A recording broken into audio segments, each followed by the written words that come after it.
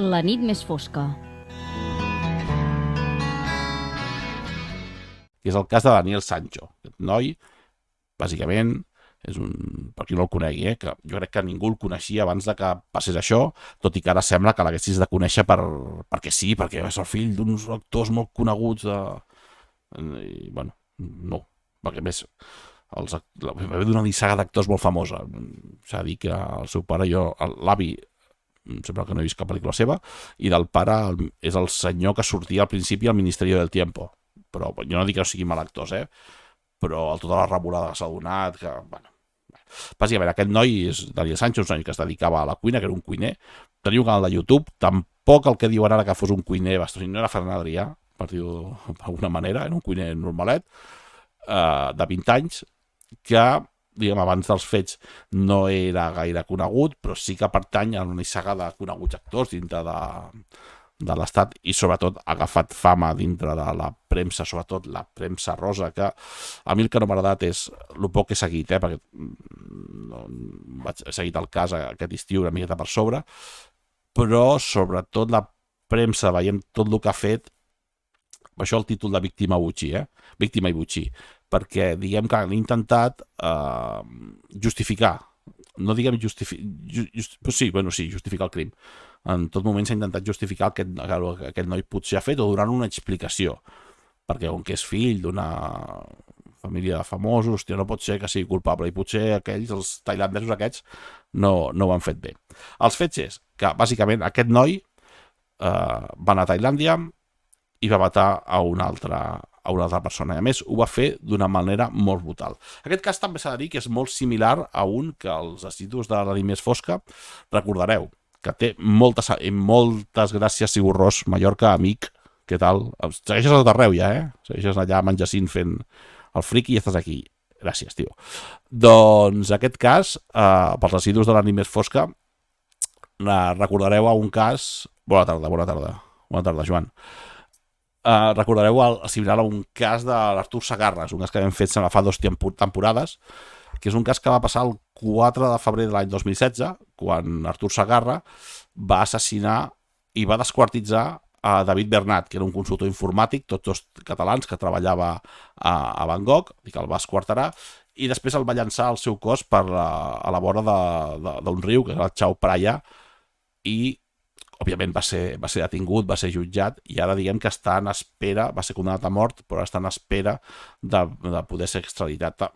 Parlarem, segurament la setmana que ve o l'altra, parlarem d'aquest home, de l'Artur Segarra, perquè és un pàjaro de cuidar, va pertànyer a l'extrema dreta catalana i és un tio bastant xungo.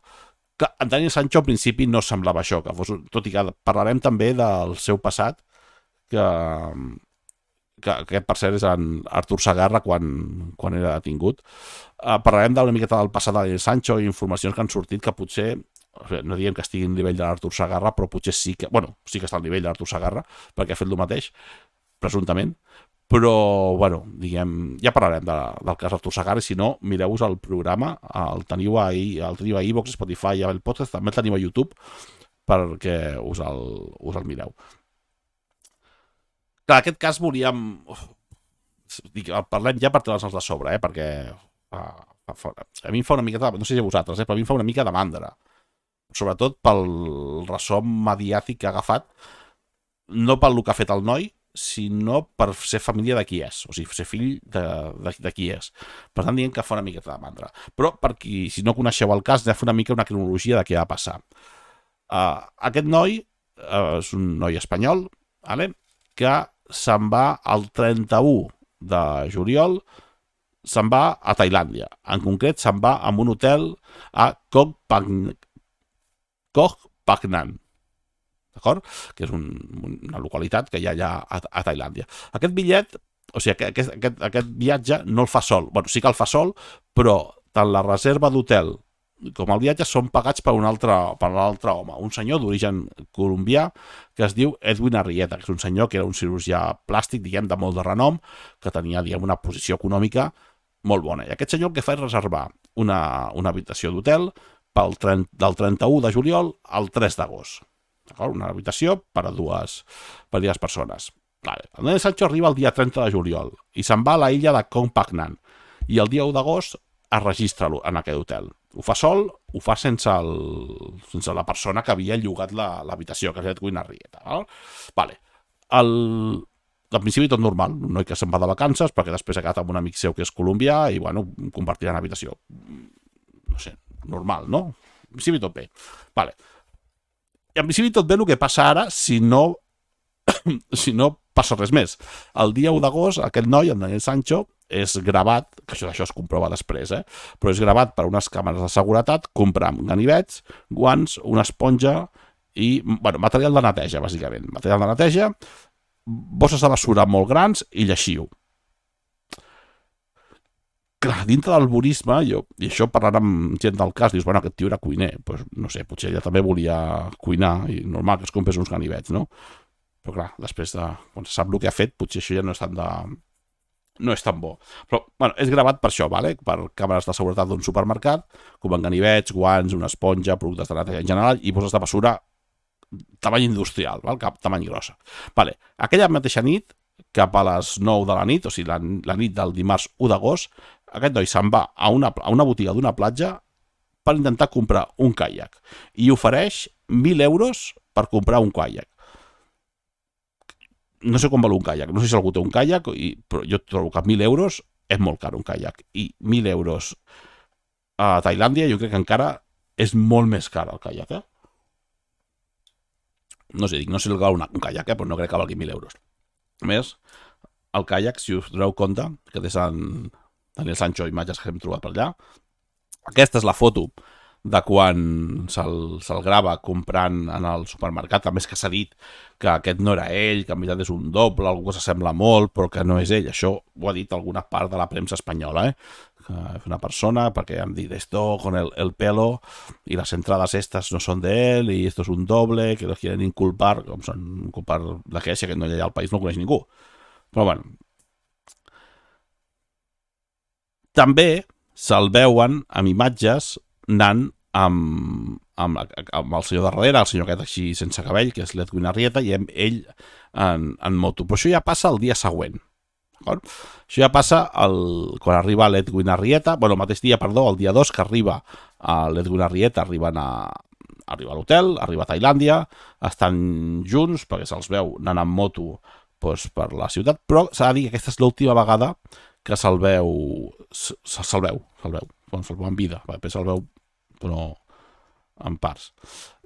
Ja sí, avui funciona el xat, sí. Però no sé com ficar-ho a la pantalla, tio. O sigui, jo m'he currat aquí un d'això, aquí una pantalla superxula, jo surto dalt, darrere les imatges que vaig passant, i un quadret a baix perquè surti al xat, i no surt al xat. Molt de loser tot, No sé, m'has de fer classes un dia. I avui va al xat, però va al xat en el quadradito del xat de la pantalla no xuta. No sé com s'ha de fer. I està configurat, però no sé com va. Bueno, la cosa és, aquest senyor arriba el dimecres 2, és vist amb el seu col·lega, en principi col·lega, en Daniel Sancho, van amb moto, por ahí, tot amb moto i sense casco, i en principi, tot normal. Tot normal fins a la matinada del mateix dimecres 2 d'agost, quan, segons es diu, es produeix... sí que surt? Sí que surt, però no es queda, s'ha de quedar aquí. Vale. Doncs ja m'expliques, demà m'expliques, o quan vulguis. Ja ho configurem, això. També m'has de dir, perquè faig servir l'Streamlabs OBS i abans s'ha penjat i he hagut de reiniciar, i bueno, tot molt dramàtic. Per cert, estàs subscrit ja o no? Perquè potser m'ha de subscrit jo de lo teu,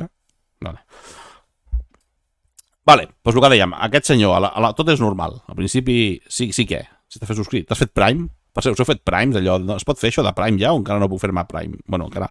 Podeu fer Primes del meu vídeo i guanyar dineros o encara no? És que tampoc sé com va, Però bueno, ja aniré investigant. Soc super viejuno, tio, amb aquestes merdes. O sigui, jo sé com va iVoox i Spotify. I el Twitter.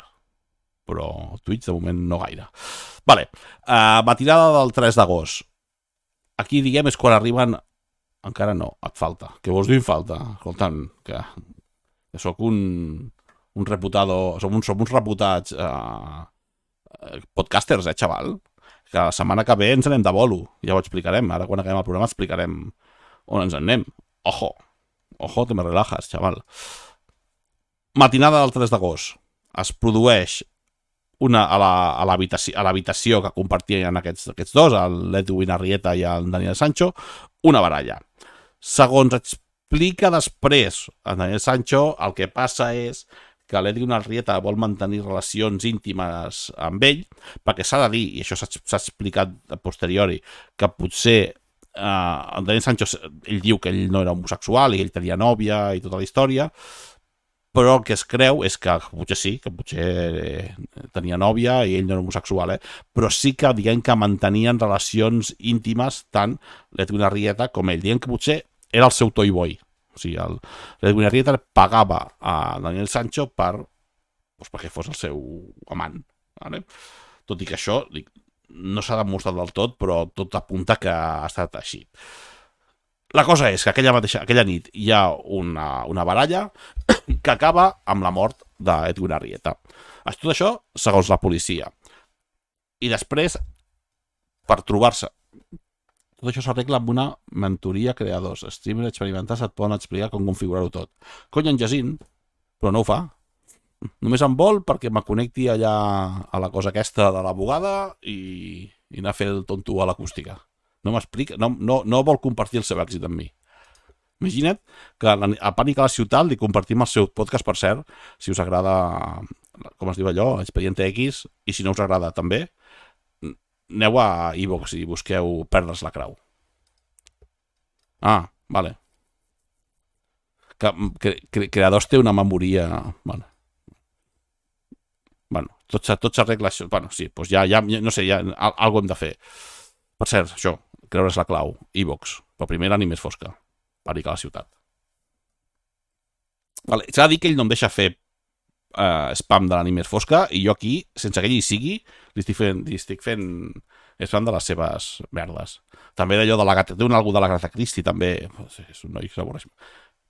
Perdre's la clau, sí, està molt bé, però abans l'Ànima és fosca, Perdre's la clau és després. Si no tens, si et sobra el temps, creure's la clau.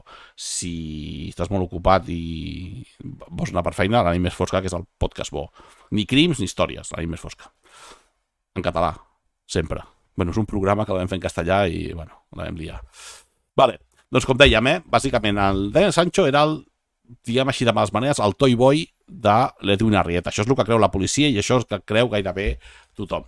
I el que fa, hi ha una baralla, l'acaba matant, i el que fa per intentar-se fer del cos, que en principi es creu que tot estava planejat, bàsicament perquè se l'havia enganxat el dia abans comprant el dia abans comprant ganivets i guants i bosses de basura i productes de lleixiu, que aquí ja deixen de ser alguna inofensiu i passa a ser alguna cosa una miqueta preocupant, i també comprant un caiac per un valor la imatge del caiac crec que la tenim aquí, un caiac per un valor de 1.000 euros, digueu-me si això val 1.000 euros.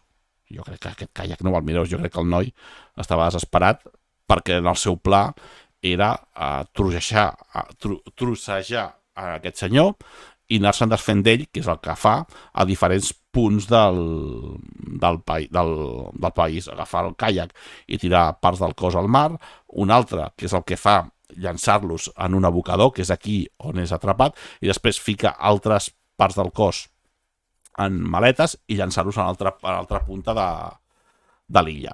Però què passa? Que l'atrapen. Però abans de que l'atrapin, el noi, això ho fa, l'assassinat, diguem, el fa el 2 d'agost, el dia següent, el 3, que és un dijous, 3 d'agost, el que fa, òbviament, és netejar l'habitació de l'hotel amb la lleixiu i amb els productes de neteja que havia comprat i amb tota la sanfreda del món, perquè jo crec que és complicat fer el que va fer, se'n va anar a una festa. En concret se'n va anar a la festa de la lluna plena, de la qual parlarem després, perquè jo em pensava que això de la festa de lluna plena era una festa ancestral, que tenien allà una tradició dels aborígens, no? De la gent autòctona de l'illa, i que se'n anaven allà, perquè la gent que va a Tailàndia, no direm el que van a fer, però hi ha aquells que van a trobar-se ell mateix i a trobar-se amb la natura i no sé què. Jo pensava que la festa aquesta de la lluna plena, pel nom tan èpic que té, doncs era això, una festa per anar allà, contemplaven la posta de sol, meditaven, històries. No. Més lluny de la realitat. O sigui, allò semblava Woodstock, per als putes turistes. Sí, exacte, sí. Ara us explicaré de què va, he estat buscant a veure el que era, i és el Canet Rock, però d'allà, diguem, bueno, amb les distàncies.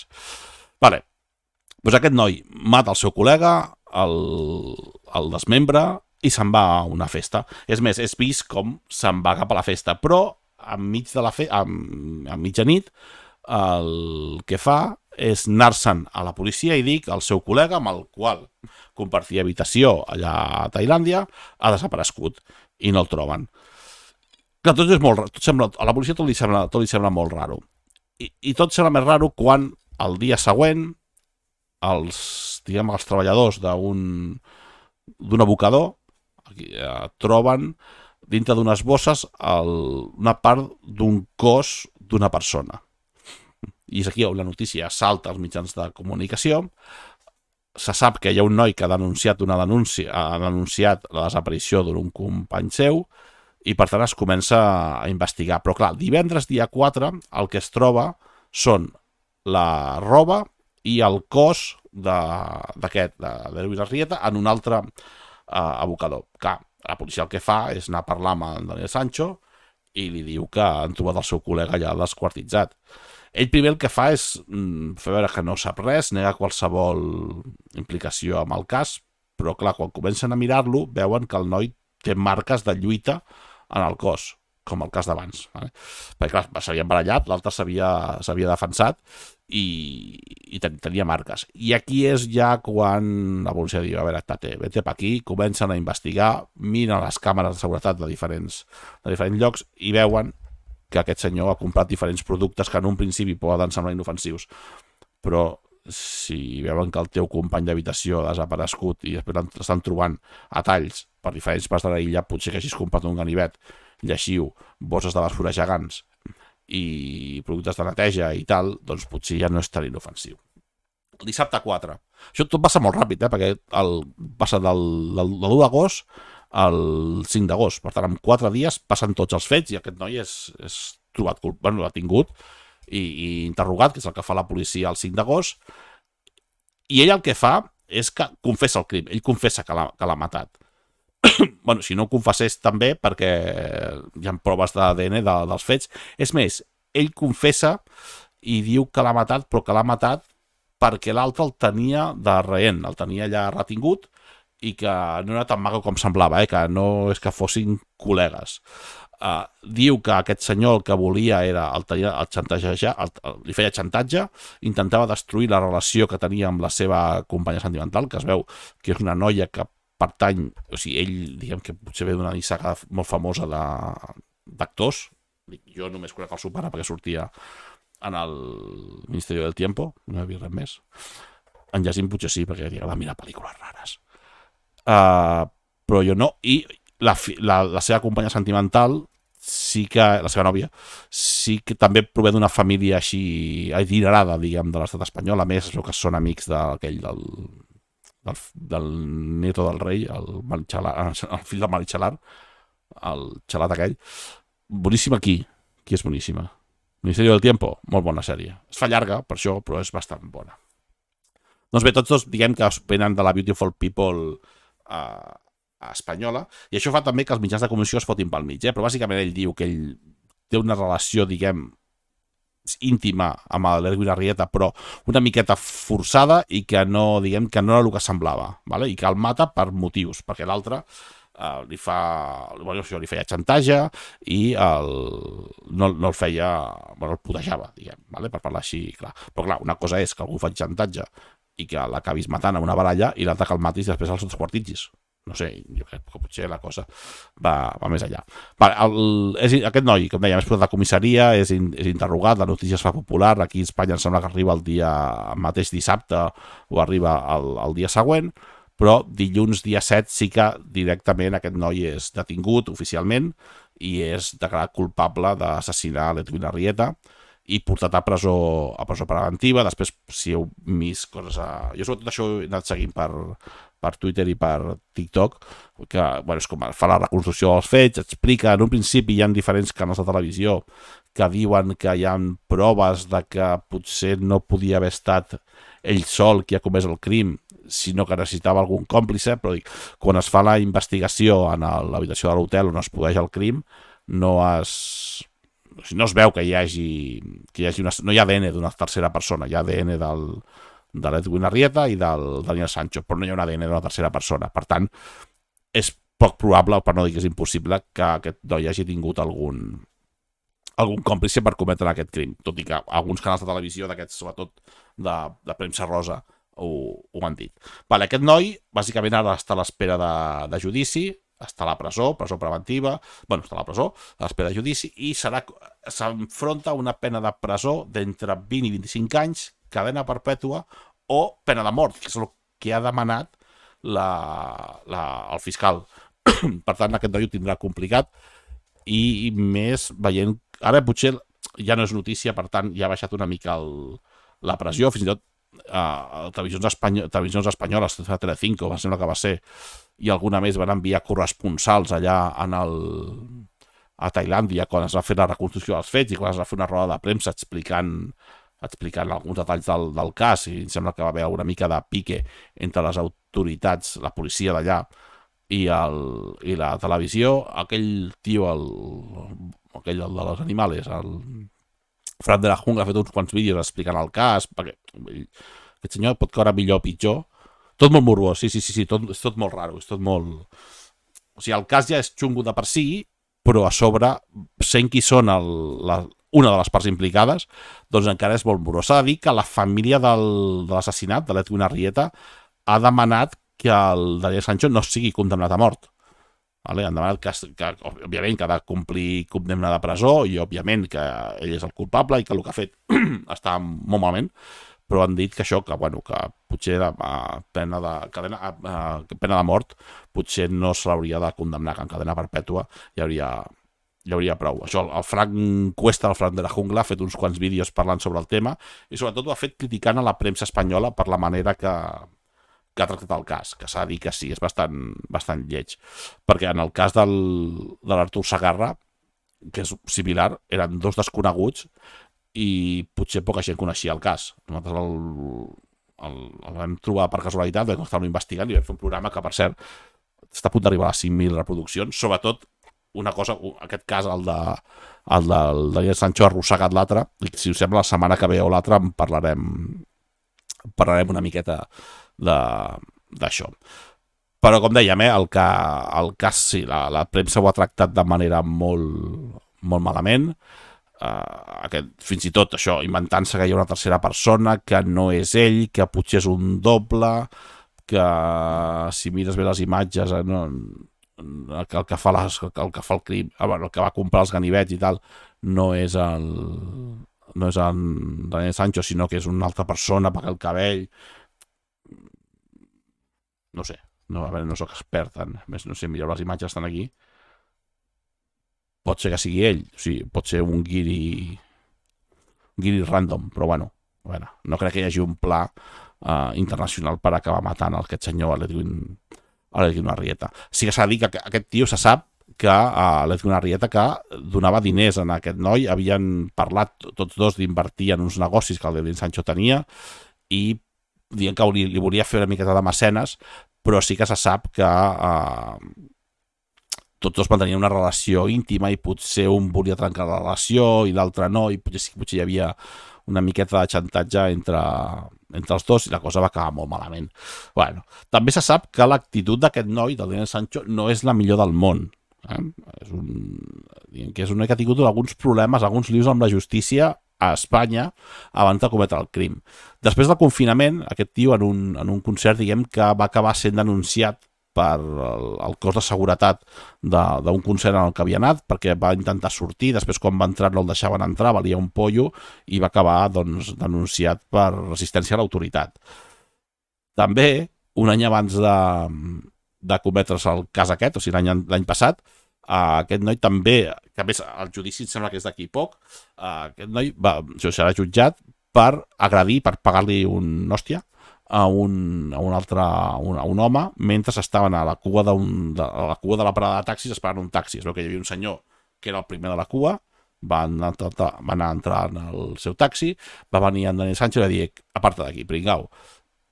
i va dir, escolta, l'altre li va dir, escolta, que t'estàs colant, que em toca a mi, i van acabar una baralla, aquest tio li acaba pagant una hòstia al senyor, i està a l'espera de judici, que el judici no sé com es farà, però el judici s'ha de fer d'aquí a poc.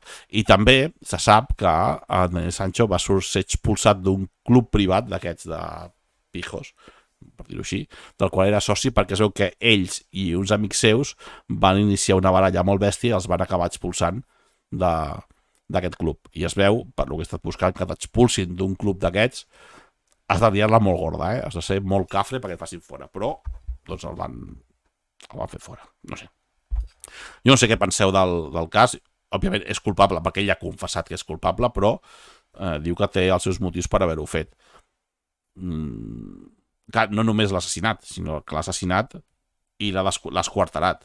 I es veu que tot ho tenia planejat perquè, o sigui, no va ser que l'assassina va comprar els estris i el desquartera, sinó que compra els estris, arriba el tio aquest, el mata i l'esquartera. Per tant, tot bastant xungo, no sé. Jo crec que tot està premeditat i, bueno, no sé. Segur que... No sabes con quién estàs hablando. Segur és el... A més, aquest noi era amic de Froilán, com deia. O sigui, la seva companya tenia amics en comú amb en Froilán. Per tant, jo crec que era aquesta gent que es creu que és més guai del que en realitat és. També han entrevistat a diferents amics seus de classe, que això he vist en algun canal de YouTube que parlen sobre el cas, que es veu que era el típic que la liava, o sigui, al col·le, a l'institut, liava un pollo supergordo i els pillaven i ell l'únic que feia és demanar perdó i lo siento, no lo volveré a hacer, i com que és un noi així maco i tal, de bona família, sempre el perdonaven. O sigui, sempre liava molts pollos, molts problemes i sempre l'acabaven perdonant.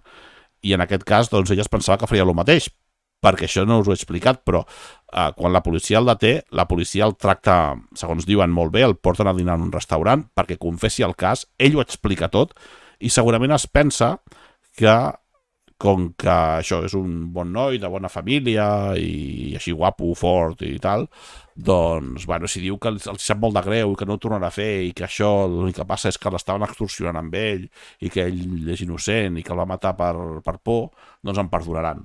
I no passa. No ha passat i jo crec que amb la policia tailandesa no crec que passi. Però bueno, es veu que el seu modus operandi era aquest, liar-la, demanar perdó i sempre l'acaben perdonant. Per cert, abans de canviar l'última cosa que us volem comentar, que és un cas bastant semblant, bastant similar al cas de Daniel Sancho, val? Això del Full Moon Party, vale? Jo quan vaig escoltar el cas pensava que això, que aquest de Full Moon Party era una festa que es feia allà a Tailàndia, per una festa d'aquestes ancestrals, no? Per meditar i mirar la lluna i donar gràcies a, jo què sé, a la Pachamama, vale? Doncs no, vale? Això, i no és una festa que té molts anys, és una festa que té 40 anys d'història, més o menys. Es va crear a principis dels anys 80, val? Per un grup de motxillers que estaven allà de vacances i van decidir organitzar una festa, en principi humil i petita, amb motiu de la lluna plena, vale? Que cada mes hi ha canvi de lluna i hi ha lluna plena, doncs van fer una festa, això, per celebrar la lluna plena. Clar, s'ha de dir que a principis dels anys 80 potser Tailàndia no era un destí tan turístic com ara, i en concret la illa de Koh Phangan, que és el lloc on es va cometre el crim i on es fa aquesta festa, no era gaire concorreguda. I diem que la festa era així una miqueta més íntima, on la gent que anava sobretot de vacances, però amb una altra manera, més de motxillers, més d'estar... O sigui, no turisme estar en un complex hoteler, sinó que això, o sigui, que va canviant de poble en poble, diguem, per inspeccionar el terreny, doncs feien aquestes festes que segurament eren més alternatives. Però clar, això va anar creixent, Tailàndia cada vegada s'està convertint en un destí turístic més mainstream, diguem, per tots els públics, amb més hotels de luxe, sí que hi ha molts motxillers, però sí que hi ha molta gent que va de vacances, diguem, tradicionals, i bàsicament el que és ara la Full Moon Party és una festa on una de les festes potser més grans que es fan en platges i sobretot que es fan també per aquella zona, es celebra a la platja de Hat Rin i bàsicament és un festival de música, vale? És un festival de música on va gent, sobretot el 90% de la gent són occidentals, on trobareu DJs, trobareu barres de bars, diferents xiringuitos, rotllo festes majors, vale? Amb diferents tipus de música, tot música electrònica, techno, trance, house, etc. I gent doncs, fent coses que a mi sincerament em fa molta ràbia quan vas a aquests llocs, i gent fent malabars amb foc, fan tatuatges així fluorescents i fan veure que estan en perfecta harmonia amb la natura, quan en realitat el que estan és en un parc temàtic de l'oci. Qui s'ha subscrit? Que va.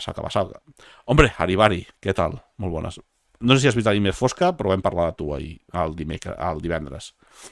Va fer molt mal la playa. Sí, la playa s'ha dit que ha fet molt de mal. Sobretot, ha fet molt de mal... Bueno, per alguns ha fet molt de bé perquè ha popularitzat aquests destins, però en general ha fet molt de mal, sí. Bàsicament és com... No sé si us agrada mirar les pel·lis americanes, que hi ha allò de l'Spring Break, les festes aquestes que es fan universitaris, borratxos tots, noies en biquini, allà a la platja bevent-s'ho tot i nois en banyador ganyants i intentant lligar amb tot el que es mou. Doncs, resumint ràpidament, el Full Moon Party vindria a ser això, però a Tailàndia, o qualsevol festa de xiringuito que podeu trobar aquest estiu a qualsevol lloc de la costa catalana i espanyola, o qualsevol festa d'Eivissa, festa una miqueta vinguda menys. Vale, bàsicament, gent pija occidental de festa, vale? Clar, perquè l'entrada, està mirant l'entrada d'aquest festival, perquè clar, es fa a la platja, però no vas allà i o sigui, no és una cosa lliure, o sigui, normalment si es fa a la platja, que vas passar a la platja, et trobes la música, escoltes la música, després depèn de nou vas a un bar, no, aquí s'ha de pagar entrada, o sigui, per això dic que és un festival de música, s'ha de pagar entrada, l'entrada són uns 200 bahts, que 200 bahts al canvi són 5 euros a Tailàndia. Però, clar, jo crec que per la classe mitjana tailandesa, 5 bahts, que són 5 euros, potser al canvi són molts.